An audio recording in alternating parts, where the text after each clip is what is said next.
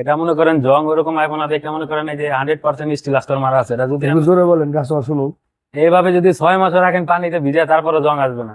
অনেকে বলে না যে যেমন অনেক গেট মানে কমপ্লেন আসে যে ভাই পানি লাগলে জং চলে আসে ভাই।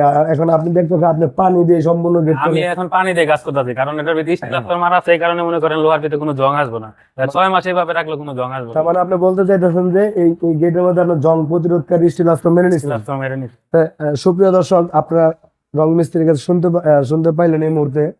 তিনি কিন্তু জং প্রতিরোধকারী যে স্টিল আস্তর সেটা কিন্তু উনি আগে সম্পূর্ণ মেরে নিয়েছে। তার জন্য কিন্তু পানি দিয়ে ঘষলেও যাতে গেটের মধ্যে জং না আসে।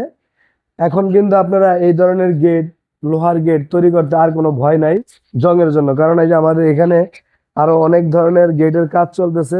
সমস্ত গেট এই সেম ভাবে আর কি আমাদের যে রং মিস্ত্রি সে রং করবে। তা